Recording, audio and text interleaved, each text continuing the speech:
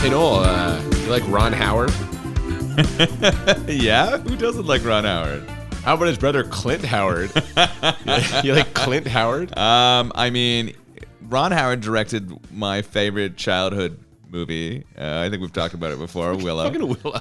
Yeah, I love it. Clint Howard, not stars, but acts in all of Ron Howard's I was gonna say, I don't want to say there's some nepotism going on there, but is it some nepotism of your brothers, or is it? Yeah. Your children? Okay, yeah. No, it's definitely nepotism. Any kind of family reaction there. But apparently most well known for starring in horror films. So I knew about this movie, the movie that we are discussing today, but you were the one who told me that he appears in 2 of the Silent Night, Deadly Night sequels, of which there are many. Yeah, so I think he's in 4 and 5. So I think we've only watched 1 and 2 for the podcast. I mean, I don't know if we're gonna do any more Silent Night, Deadly Night for the cast, but I'm up for watching him in those movies at some point with you. I think that'd be fun. I don't know how far in the Silent Night, Deadly Night rabbit hole we want to go, but I guess we should probably leave that door open. Welcome to Bad Movies and Beer. I'm Cooper. And I'm Nolan. And in this very special bonus episode, we are taking a look at the Clint Howard starring movie, Ice Cream Man. Yeah. I mean, the title itself already sounds pretty awesome. A lot of the horror movies we've watched have had ice cream trucks in them or that creepy sound, right? Like, that's something that I think is sort of common to the genre, though those trucks are kind of creepy, so why not make a movie out of it? Sure. I mean, it'd be a great cover. If you are trying to abduct children, I mean, it's basically a siren song to them, right? Or in the case of this movie, it's just like the Pied Piper. God damn, they reference that so many times. They just keep going back to it. Like, we get it. It's a Pied Piper metaphor. Jesus Christ. But what a perfect time of year for this, too. It's the middle of the summer. It's hot as fuck. Yeah, this is the time to be talking about ice cream. It's ice cream weather. And we've got a perfect beer to go along with this. I am really excited to try this. It's called the Little Scoop. It's a Neapolitan Imperial Stout. So. Those are 2 words that I am not a huge fan of, Neapolitan and Imperial. Oh, you don't like Neapolitan ice cream? So I'm one of those people who I would eat the chocolate and vanilla section and leave the other one because I don't like strawberry, right? What? You know this about me. We've been over this. Strawberries are my least favorite food, which is a very unpopular opinion. Yes. But because of that, Neapolitan is essentially just chocolate vanilla and you throw out a third of it. Oh God, no. So for me, it was always just the chocolate and the strawberry. I could care less over the vanilla in there. Wow. It's not like they put good vanilla in the Neapolitan ice cream, right? They just throw in whatever. I'm sure it depends on where you get it from, but I'll take your word for it. That's fair. But I'm excited for this. So this is from a cool brewery called Prince Eddy's. And they're out in Prince Edward County in Picton, I think, based on the name. I guess you could kind of guess that. It seems like a pretty funky place. They have a ton of different beers, lots of different styles.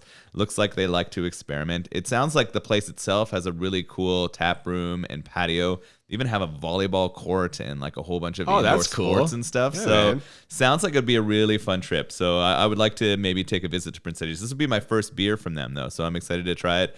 Not going in light here, a 10% ABV Neapolitan Imperial Stout. But what we've got working for us, and you mentioned the name of the beer is Lil Scoop. This can is tiny and adorable. Yeah, 250 mils, really, really cute. We got to take a picture of that and put it with the picture of the beer. For sure. It's not even like a regular size can. It's almost like, I guess it's like 2/3 is new, but this thing's tiny. If I hold it in my hand, it disappears. Oh, like other things, huh? So yeah.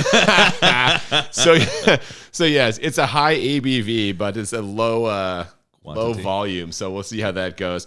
I'm excited to try it. What the hell, right? It's a new brewery for me too. So why don't we give it a shot? It's the summer. Let's drink some ice cream. Absolutely.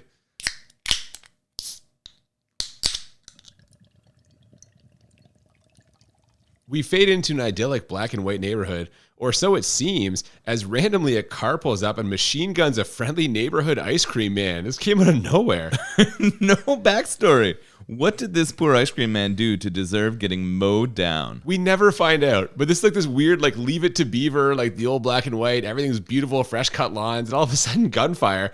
And there's much commotion at this point, but one child seems oddly unaffected. He sits down right next to the dead body and opens up an ice cream pop, seemingly unfazed. He is pretty phased. Seemingly unfazed. I mean, seemingly. he's kind of fucked up by this whole situation, but I guess ice cream was more important than the dead man in front of him. He's got blood in his hair, and he pushes up ice cream from a pop. Yeah, it's like one of those push pops. Yeah, I don't remember eating those growing up. Did you have a lot of push pops? I knew they were a thing, but they weren't really a thing I was interested in. But they were around. Yeah, his mom is very concerned about him, but I think he even says to her, he says, Yes.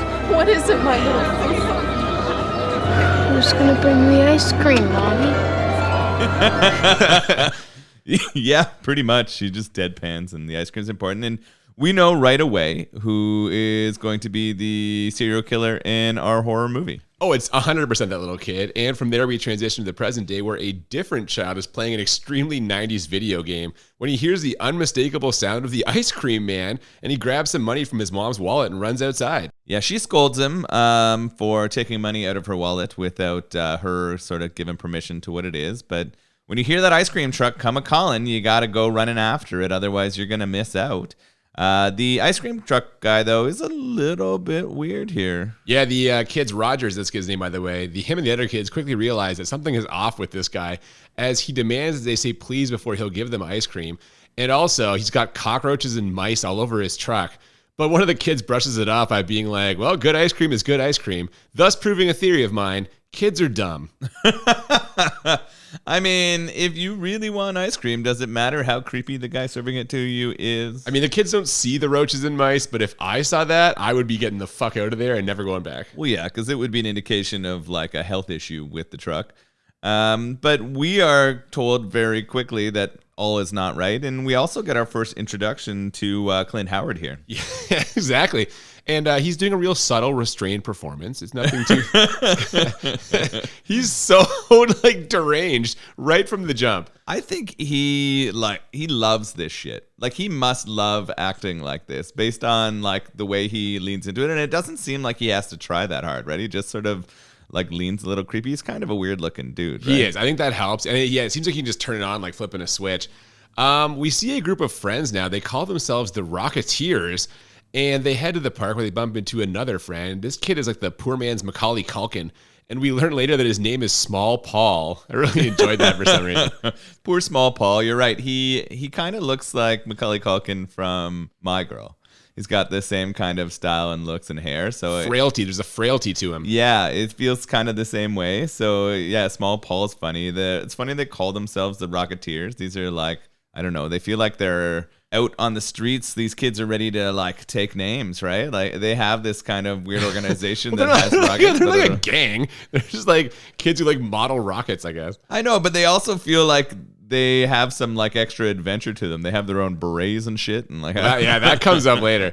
Yeah, this kid they bump into, Small Paul, he's reading the story of the Pied Piper, which we already said is just mentioned a million times in this. And a creepy old man pops up to tell them that in the real story, all the kids die. What did you think of this old man here? Yeah, I was having trouble telling whether this guy was going to harm them. Like, they make it look based on the shot that the old man is going to kind of go harm a child while he's on his own. He gets up there and then, yeah, he tells them that the good story has all the kids killed after the rats are drowned. And you're like, ooh, God, like, is this a prophetic old drunk? Like, I knew you were going to that. That's one of your theories. And you fucking love the prophetic old, like, homeless or whatever guy. And I for a second, maybe. I mean, I guess, well, none of the kids really die in this. Spoiler alert. No, but they're kind of pointing you away from that, right? Like, this guy is telling the wrong story about what's happening. Yeah, this guy has works in the park or something. He's picking up garbage, one of those, like, trash stick things with the point on the end. This causes the ice cream man to flash back to some sort of experiment or therapy where someone jams a needle into his brain and injects a neon green solution. And at this point, I don't know where this backstory is going, but I cannot wait to find out. And there's something that keeps getting repeated, right? Every day's a happy day. Happy day. Happy days. Yeah, so it is a creepy flashback. We know we're going to see more of that. We are already getting an understanding of maybe where our character's coming from. Maybe just a little bit. This is possibly... He witnesses an ice cream murder, and then he's also sent to a place to get therapy that is injecting something into his brain. Those dots are not hard to connect for why he ends up the way he ends up. but we never find out what the green stuff is. It's like neon green. It's like the ooze from Ninja Turtles. And we get nothing out of it. Yeah, it either looks like it's something that the Joker would be involved in, or you're right, it could be like the Ninja Turtle ooze. I mean, we can agree it doesn't work. Whatever it is, it does not make him a functional member of society. I mean, he doesn't murder children, and he lives around ice cream, so there's something there. But he murders other people. So that kid from the beginning, Roger, asked the ice cream man if he's feeling okay, because I guess this flashback has made him kind of weird looking. And he says yes, but then he goes and murders his landlord/neighbor's dog. He calls her Nurse Wharton, and she refers to him as such a nice boy. So is she one of the people involved in brain injection backstory? I had so many questions at this point. Yeah. It's funny because in here, he sort of pops a knife out of a push pop. Like, I think that they set this up. I bet the sort of props department had a lot of fun with that one, right? They got to put a knife that pulled out of a push pop, and he used it to murder the dog that was barking and annoying him. Very quickly, we kind of determine that she is the woman from his backstory. She's kind of his guardian, the one who's looking out for him, but she doesn't seem altogether herself here. No, there's something off about her, and their relationship is really weird also. Like, could you see a scenario where some nurse who treats you in some funky psych hospital ends up being your landlord/neighbor/ kind of surrogate mother figure? Yeah, they even call her his guardian, right? So it is a strange thing.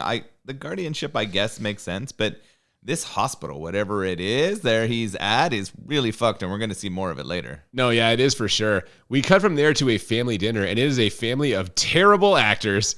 In the course of this dinner, we find out that Roger never made it home from the park, and I'm no detective, but I suspect the ice cream man had something to do with it. I don't know, I was kind of getting weird vibes from that guy, you know?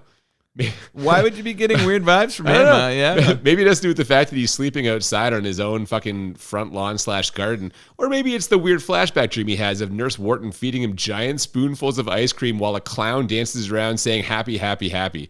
I don't know. It's a toss-up. One of those two things, probably. I don't see how any of those things would make you messed up at all. I just think that's like great therapy. It's a very normal childhood that we're seeing here for sure. I think so. I think that's wonderful.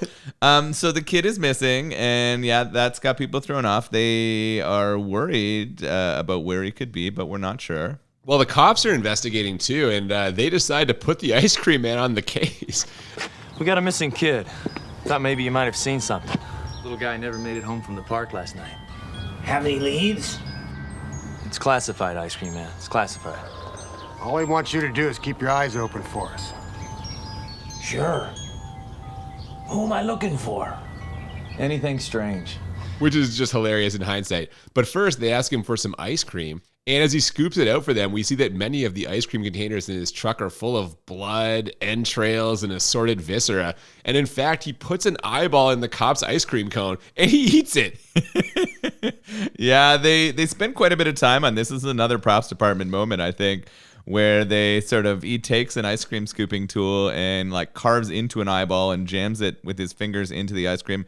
The thing that I found most off-putting about this entire situation was how fucking runny the ice cream was. Yeah, it's got very poor consistency in the whole movie. Anytime he pulls ice cream, it's dripping all over his hands and the floor. It's very runny. And is this an intentional choice? Do they have freezers that are not cold enough or don't work well enough? Like, I want my scoop to be scoop-shaped. I don't want it to be dripping everywhere until I've taken it out into the hot, sunny day. You think this is like a subtle thing to make the audience uncomfortable? Maybe, because it worked on me. Wow, some clever thought there by the production team. They spend a lot of time on this eyeball in the ice cream, and they even like have a close-up. I don't know if it's in his mouth, and he's kind of chewing all around it, and like whatever kind of ice cream it was, I've never eaten an eyeball before, but I feel like it wouldn't feel like a thing that's supposed to be an ice cream, and this dude just chews right through it, no problem. And it is right in the mouth, basically, in the camera shot. The continuity error is that he doesn't take the iris of the eye when he pops it with the tool. Yeah. But you can definitely clearly see the iris in the guy's mouth, but makes a better shot, I think. Now, the ice cream man's next customer is a hot lady who inexplicably pushes her way to the front of the line to ask the ice cream man to deliver some hard pack to her house. What is happening here? This is weird. This woman, I think she's previewed before, right? We get a little shot of her with one of the kids' fathers. I think the kid's father's kid's mom, kid's right? definitely having an affair with this hot lady. Yeah, and this lady asked for the hard pack. I guess hard pack is another term for just ice cream. Oh, well, both, right? I guess, yeah, ice cream. Yeah, so she asked for him to deliver a tub of it to her. And let's see, he says he's too busy right now, but maybe he'll come through later. So they have like a Clint Howard fetish. It's an odd thing. Yeah, no, she places her order, and after menacingly serving some kids more ice cream from his murder truck, the ice cream man stares down her house as we get another flashback. We find out that the place he was in as a child is a sanitarium called the Wishing Well Hospital, which is where those neon injections and spoon feeding / clown dancing took place. And despite her coming out in the porch to kind of give the ice cream man the go-ahead sign, he speeds away. Sexual dysfunction? You think that's what's causing all of this? It's a common thing in a lot of serial killers, right? I wasn't getting that right away. I think that they are suggesting a whole bunch of possibilities for why he's going on this rampage, though, right? It keeps having things where kids not getting home in time are having issues, or a lot of the families of the children that we're featuring are kind of dysfunctional or weird. And I think that in some ways there was almost a commentary on like the loss of the family or loss of like children following rules. God, man, you were reading so much into this. Good for you. This is a fantastic film criticism by you, Noel. Speaking of these families, the girl in the Rocketeers, Heather, we find out that she has a mom who is suffering some kind of mental illness, which her father claims is the angel Gabriel speaking through her. And I thought that in an already odd movie, this seemed oddly out of place. Yeah, it was weird. She was, I guess, speaking in tongues and kind of like frothing and talking. And obviously the child was like, what the fuck, and just leave. She's like, I don't want any business with that. But her dad was all got a huge heart on about it. Well, he's a priest or a minister, we find out. So Yeah. he really is looking at this as like some kind of divine something instead of just his wife having like a screw loose. But it's a weird scene and kind of like an odd subplot as we go through this. Now, the three boys in the Rocketeers, they kind of go their separate ways, and great value Macaulay Culkin stumbles upon the ice cream man.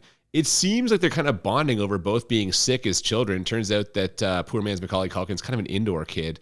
But things take a dark turn when the old man's trash stick falls out of the truck. They kind of like Macaulay Culkin notices it, looks back at the ice cream man. They have this kind of like tense moment. And the next time we see him, the ice cream man's dragging him into his truck. Yeah, things are not looking good for Small Paul here. He's in trouble, even though they were kind of becoming friends. And the one thing that they have kind of depicted, and it continues throughout, is that this ice cream man really is kind of stuck in his childhood. He's not acting like an adult, so he's almost in a way looking for friends. And I thought for a second he was kind of fine one in Small Paul until that sort of bloody stick showed up, and he knew he was kind of caught. Who sees this all go down? Who sees Small Paul get yanked into there? Well, so this is one of the members of the Rocketeers who, like, okay, you tell me, he's supposed to be a fat kid, and they call him Fat Kid a bunch. But I don't think that's a real fat kid. I think he's like wearing a suit they've padded up. He definitely was. He has the skinniest face ever, yet he has this bulky like undershirt thing. It's clear that that's not really part of his body. They call him Tuna, which is kind of funny, and they make fun of him smelling like fish a lot. So Tuna sees Small Paul get yanked into the truck, and of course he runs off to tell his parents, but they're too busy getting a divorce. Well, they are, and actually the ice cream man sees him running off and yells out one of my favorite lines in the whole movie. He says, You little turds are gonna have to learn you can't run from the ice cream man. I know where you live. those turds are definitely going to learn that before the movie's over, right? I loved it too. He said, I know where you live, Yeah, right? he As he does. drives around. So I really liked that line too. I thought that was one of the better written or performed ones in this movie. Definitely. So as you mentioned, that fake fat kid goes home and sees his parents arguing, but on the way, he bumps into Roger, that kid who was reported missing. Turns out he's actually alive. He's been hiding in some bushes this whole time instead of going home for some reason. He was scared. He witnessed the first murder, I think. He sees the ice cream man taking out that old creepy dude who was talking about drowning children. Yeah, so this fake fat kid tries to tell his family all of this, but they're too busy arguing about all the affairs. So he heads up to his room, and just so the kid knows the ice cream man was serious, the truck cruises past his house. And just so the kid knows he's super serious, the next morning, he comes outside to find that his shoes are filled with ice cream, ants, and worms. And I had this thought, this all kind of seems like oddly low stakes so far. For the children? Like not a lot of real tension or menace, I feel. No, there is a lot of levity in this, right? Like it seems like it is more supposed to be funny than like scary or thriller. And I think in some ways this has been billed as a comedy horror, right? I mean, I think so. We'll certainly see evidence of that in a second. From there, we head to the grocery store. You mentioned there's a grocery store scene where this kid is there with his mom and he bumps into the ice cream man. I love this. They have a tense moment before the ice cream man turns aggressively and they hit the immediate music note, which launches us into a grocery store chase. And this chase is ridiculous. I have some favorite parts from it. Me too. When the kid falls and crashes into... God damn it. I think it was a stack of toilet paper rolls, and they all fall on top of him. It's a display shelf, and it lands on him. That was funny. It doesn't even look a little bit realistic. No, and then there's another point where he kind of gets away far enough after confusing another woman for his mother, who clearly isn't. He crawls underneath one of those produce tables, the ones that kind of stick out and have an indent underneath. He crawls underneath there to hide. And then he manages at that point, while the ice cream man is like standing over top of him, to sneak away on a cart being pushed by an employee. Yeah, which like the employee doesn't even notice there's a kid on there. He just keeps pushing the cart. Why is this cart suddenly 130 pounds heavier? No idea. The kid's arms and legs are hanging out. Nobody notices, and he crawls away. It's absurd. I think my favorite part might be when the ice cream man is chasing him. Some hot lady stops Clint Howard's bloodthirsty pursuit to ask him what he thinks of a lipstick color. And I was like, come on, man, that hot lady's not talking to Clint Howard. That would never happen in real life. Yeah, and he like thinks about it for a minute and then tells her to buy all of them. Yeah, he's like, buy a dozen. It looks great on you. Yeah. Yeah, that part is pretty funny too. There's a lot of interesting camera angles in this scene too, which is fun. I think that's one of the things I like about the horror genre is they want different perspective on that flee or that chase or the things that happen. The weirdest part about this whole thing, well, there's two things I want to mention. The other one was, did you see what he was buying? Clint Howard was? Whipped cream. Yeah, he had all the whipped cream, which yeah. is amazing. But where does the kid end up at the end of this chase? Where does he decide to hide? Well, he runs into like the butcher area, like where they cut up all the meat and stuff. The meat freezer. If you want to find a non-scary place in the grocery store, you don't run into the fucking meat freezer. The fucking butcher looks scarier than the ice cream man. And he does come up. The butcher's the one who finds him and apologizes, tells him he's not in trouble, and then they like take him into the grocery store office where they talk to his mother. Yeah, well, the mom comes in to get him, and he tells her about the ice cream man and what happened to Small Paul. And this brings the heat down on the ice cream man. The next day, the cops come and raid his home / ice cream factory. I wasn't totally sure what this building was. It seemed like it was an old diner almost, where he also makes the ice cream. But because he has the ice cream truck, he never even serves out of there. He just uses the kitchen to make his goods. Well, the cops come in and they completely trash this place. They don't find anything. Although there is some kind of giant cutting machine with all kinds of blades that they do ask him about. And he's like, I use that to chop nuts. And they're just like, okay.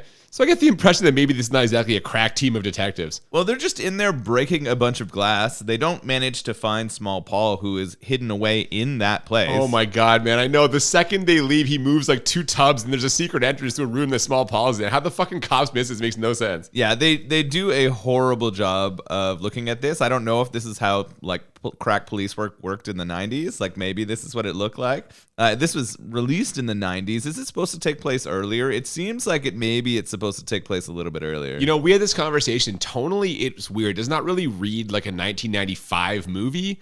So maybe they were trying to make it in that kind of 80s horror vein. But yeah, it's definitely strange.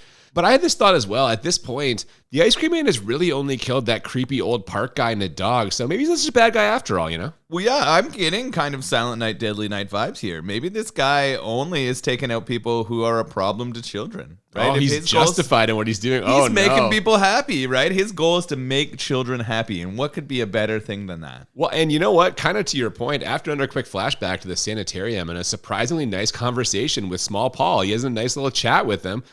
We get a quick church scene where that Heather girl's father preaches, followed by the 3 remaining members of the Rocketeers spotting the ice cream man and deciding that they're the only ones who can bring him down. And at this point, I'm like, is this secretly a kid's movie? I'm getting 3 Ninjas vibes here. Yeah, absolutely. It does feel like that now, right? We're getting that idea. Like a Goonies thing almost, too, that kind of thing? Definitely, yeah. I'm getting that feeling as well. So the way they decide to deal with this is that night they get dressed up in dark clothes, eye black, and berets, and armed with headset walkie-talkies and their model rockets, they set out to catch the ice cream man in the act. But first, they hide behind their bikes as he drives by in a way that would not actually hide them at all. Like, fuck, guys. At least get behind some bushes or something. They're in the middle of the road, and it's like a well-lit street. Out in the open, and they kind of crouch behind their bikes. God damn. If the ice cream person even looked left, he would have seen all of them, and they would have been caught. But they don't, and so they're going to follow him. And where does he head that night? He heads to a cemetery, and he's carrying a large bag. We also see the police are there. They're telling him as well. So maybe they aren't complete morons after all. That large bag, we assume that small Paul is in there, as do the kids, but that's not what's in there. He opens the bag up, and what it is ice cream. He's bringing ice cream to a party in the cemetery. Well, not a party in the cemetery. The party is really in his head. But he's got this ice cream that he lays down on a grave. There is a ton of childhood trauma happening here. Yeah, so this is clearly the grave of the ice cream man who was killed in front of him, right? This is the ice cream king's grave. We learned that. I think the first time we learned it is on the gravestone. Butch Brickle is his name. Butch Brickle. And so he's throwing sort of a remembrance or party for him. I don't know if it is his birthday, I guess, right? Or anniversary of his death or whatever it is. But what's weird is he starts talking to people in the cemetery. Yeah. And like talking to multiple people and saying it's getting busy. We haven't seen any scenes of him like seeing voices or hearing anything else before, right? It was just a kid with like a strange justice, or not a kid, but like an ice cream man with a strange sense of justice. And now we're getting like, he's really got some loose strings going on here that we don't know about. He does. Yeah. The kids see him and are like, what the fuck? And truthfully, that's what I was saying too. I'm like, what the hell is going on here? But yeah, he leaves like an ice cream bouquet on this grave and kind of walks away. From there, the ice cream man heads to that hot lady's house. So it looks like he's looking to get his cone dipped. What do you think, Noel? Extra whipped cream and nuts? He's ready to deliver the hard pack. He's going to pack it hard, all right. We have a overload of organ music, and he's ready to. There's so much organ. Deliver it, yeah. So he shows up there, and when he gets there, who does he see kind of at the house there? Well, he sees that kid's dad, right? So while he's getting a double scoop of ass, Heather sneaks into his truck alone and starts taking pictures of the various bloody, disgusting things she finds there. Now, just then, the ice cream man returns to the truck and drives away, and we're left to wonder whether or not Heather made it out. For about 30 seconds, and we find out she's safe at home. I feel like they could have milked that more, build some suspense. Yeah, I wrote in my notes that she was fucked, and then like immediately after, like I wasn't even finished the sentence, she was back in her bed and everything was cool. Just a waste of you writing is what that was. Yeah, I know. Like the ink and the hand time there. There you go. So the Rocketeers have put themselves in a bad position here. This is the second time they've gone to the cops claiming that the ice cream man has killed a kid, because they also go to think they got Heather, right? But both kids have turned up alive. So they're kind of boy who cried wolfing themselves. But Heather is convinced that the pictures, once developed, because, the 90s, will clear this up once and for all. She heads the next day to the store to get them developed, and we have kind of I thought, a funny interaction with the clerk at the store going over the prices and speed at which you can develop photos. He's just a weirdo, but it's very educational for anyone who didn't develop film in the 90s of how this process worked. I remember having annoying conversations about how everything was advertised as 1 hour, but it takes longer and costs more. I guess I'm that old. Sorry, were you also trying to develop sex photos like we see in the... Well, we noticed that the one kid in the Rocketeer, the older brother, the teen brother, is quite upset that his camera was taken and that those pictures are being developed, because we know they're his photos. They're bang shots. Yeah, we find that out later. Yeah. Man, if only they had gotten some pictures of the next scene. Because that fake fat kid's dad, the one having all those affairs, he is having an affair with that hot lady who propositioned the ice cream man earlier. And when the ice cream man sees this, he is not happy. So what he does is he blocks the guy's car in. And when he comes to complain, the ice cream man burns his face with a waffle iron in what was actually a pretty good scene, but not as good as the next scene.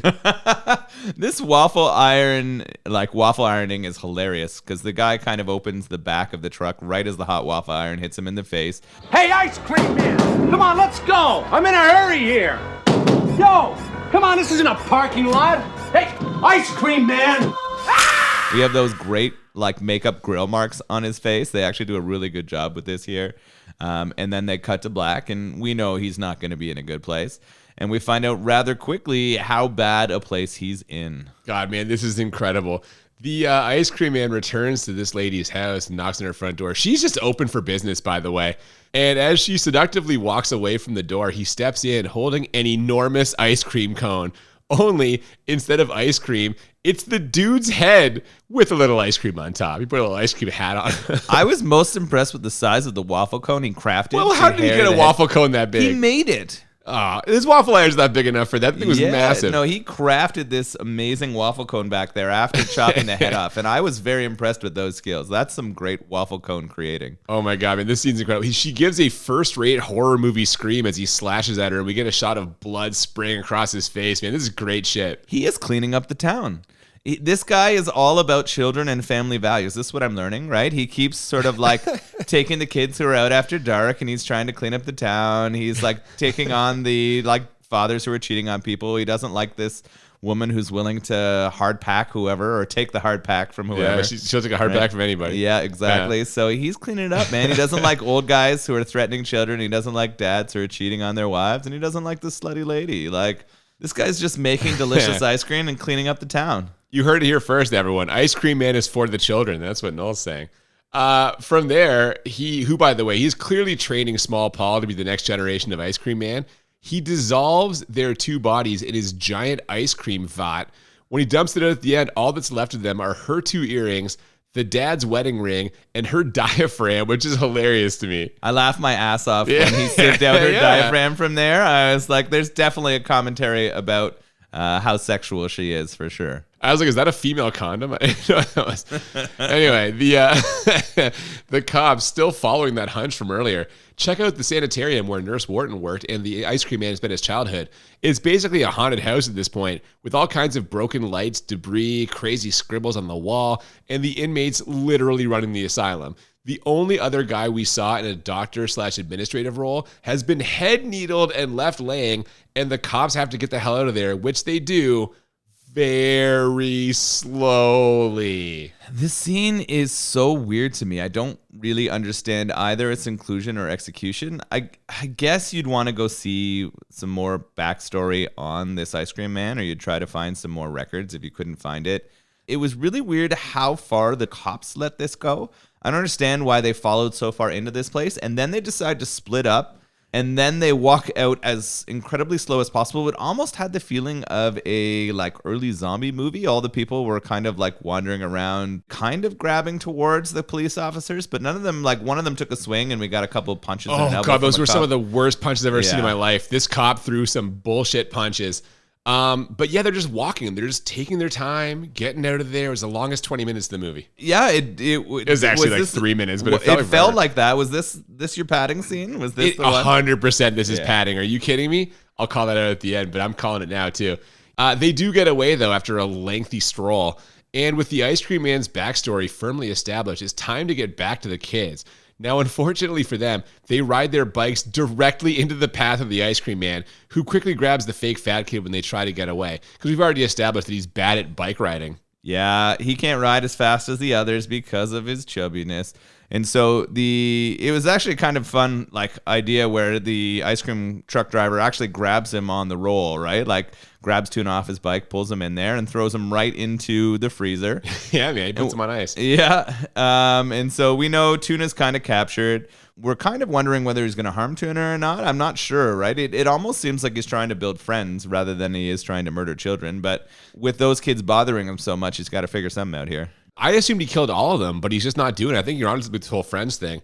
The other 2 Rocketeers try to get the older brother we mentioned earlier to call the cops, but he correctly points out that at this point the cops won't believe him. So he's got a different plan. It's called vigilante justice. His girlfriend correctly points out how stupid this is as he's not a cop, and his response is, Janet, I got the gun. The badge will follow. Oh, no. That is flawless logic. No problem. They had tried to set up that he was trying to become a cop earlier in the movie. I think in the really bad dinner scene, he'd said he was going to ticket his dad for speeding or that kind of shit, right? So we knew he has aspirations to be a police officer. No wonder he didn't want those pictures getting out, huh? Yeah. we did get a hilarious little clip of those pictures getting developed. So we see pictures of him bagging his girlfriend from behind. Yeah, absolutely. Pretty funny. So he's going to go solve the problem, but he doesn't want to leave the kids and girlfriend behind. He's not going to do it on his own. So he shoves them all in the car. Yeah, unbelievably, though, this does not go well. The brother sneaks into the Ice Cream Man's lair and walks right past him because he's holding a picture frame in front of his face. So I guess the brother thought the Ice Cream Man was just a picture. So fucking stupid. It was dark and creepy in there, to his defense, but it is pretty funny. I like the setup here. The shot of his face, of the Ice Cream Man's face, is pretty funny. There's a nice smirk that he gives when this goes by. I like this little section. I was confused why it was so dusty and gross after the police had like savaged the place, but you know. Yeah, man, there were cobwebs everywhere. Wouldn't they have gotten rid of those? They turned over the whole place. Yeah, well, clearly not. Small Paul's still in there somewhere, and they had never found him, so you know. That's fair. Well, the brother, we don't exactly see what happens to him, but in a second, someone gets back into his car wearing his clothes, but it's not him, it's the ice cream man who quickly stabs the girlfriend through the brain. Now, that's what I call brain freeze. Yeah, he uses an ice pick here. Yeah, man. Yeah, straight ice pick up through the chin into her head. The small children who witness this obviously are upset and crawl out of the windows and run away. And we get a little bit of what they call a hide and seek game here. Yeah, they also find a cop car, and the only thing inside it is 2 dead bodies with no heads, which leads to a fantastic sequence where the ice cream man basically does a puppet show with their heads. This is just delightful. Yeah, this has to be where they're leaning as hard as possible into the comedy of this shit, right? Because what he's done is he's jammed 2 ice cream scoops up their necks and is somehow managing to make their mouths move as he wiggles them around and talks. It's pretty funny, though. We get some bad jokes, but I think intentionally bad. Oh my God, yes. And he's kind of closing in now, but several things at this point start going right for the kids. First, the fake fat kid escapes the freezer. Secondly, Small Paul sees them and decides that maybe the ice cream man isn't such a great dude after all. And third, they see the light on in Nurse Wharton's house and run to her for help. But most importantly of all, the cops decide to follow their hunch and go in there, which buys the fake fat kid some time. Just a little bit, though, as the ice cream man jumps off his truck and knocks them out with 2 ice cream scoops. This was just crazy. This move was hilarious. One, they see the ice cream man in the ice cream truck with tuna, right? And he's force feeding him ice cream, and the cops got their guns drawn, and they're telling him to keep the kid in view. And he disappears from view, and the kid crawls out, but then the ice cream guy's gone. How does he escape and climb on top while they're searching for him? I mean, they're both on the same side of the ice cream trucks, and he kind of smears ice cream on the window, so maybe he went out the driver's side. And it's then a stretch. Up, yeah. It's a big stretch. And the fact that he one shot knocks them both out with ice cream scoops is really hilarious. It's very silly, yes. So the cops are out of commission, and Nurse Wharton, who is possibly insane enough to believe that this is a game of hide and seek, just gives up the 2 kids to the ice cream man. So he's got them, but luckily, Small Paul knows how to defuse all of this. He walks outside holding the ice cream man's picture of Butch Brickle, which he is powerless to resist.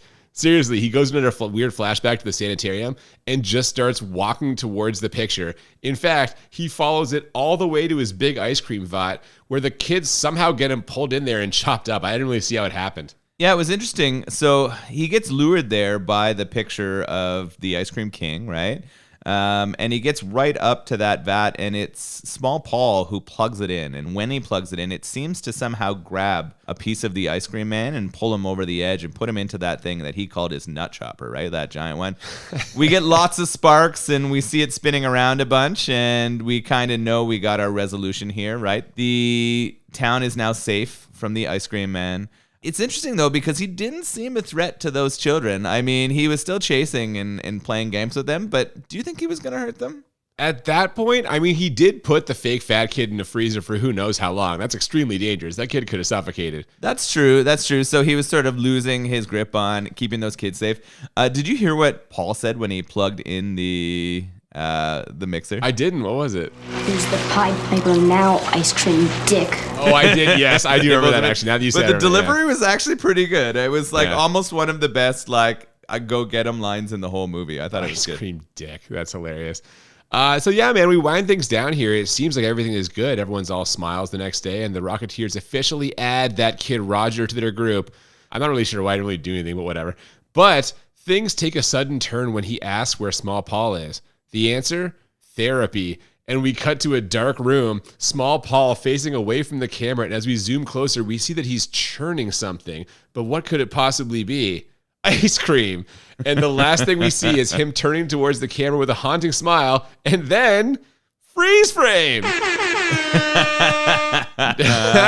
Yeah, man. Ooh, we're out. I have to assume this was meant to set up the sequel, Ice Cream Man 2, Electric Boogaloo. If only. I hope it happened. It did not. Oh, no. That's too bad. There's some promise in this. There's something. Yeah, it's got a weird, I'm not saying that Clint Howard needed to star in more movies. In fact, I'm not sure whoever had that idea. I kind of feel like this put that idea to bed, but still. I don't think so. Nothing ventured. Nothing ventured. I think Clint Howard stars in a bunch of horror movies. like stars in? Like, yeah. is the lead Oh, yeah. I think so. I think he has some main roles in a bunch of other stuff before. after 1995? I think was like before after, yeah. and after this, right? I don't know. We'll see. We should look up some more of Clint Howard stuff. I mean, we know he's been in all of his brother's films, but there's a bunch of other stuff that he was in too. I've enjoyed him in many cameos. Austin Powers, for example, he's funny in that and other stuff. I don't know, like, you know. I like where he pops up in the Adam Sandler movies too. I'll tell you what I would have loved is a Ron Howard cameo. That's a missed opportunity right here. Ooh, in this movie? Yeah, get Ron in here for a scene. Maybe he was the like therapist at the end. He wouldn't touch this thing with the 10-foot waffle cone. There's no chance. That was a great crafted waffle cone. The props department Can't believe for it. that head. The props was department great. gets a lot of cheers from me for best scene in that that head in movie. there. Yeah, it's so Oh, good. goddamn. So that's it. We're out, and I don't know what else to say about this. Really, it's just it's just really something.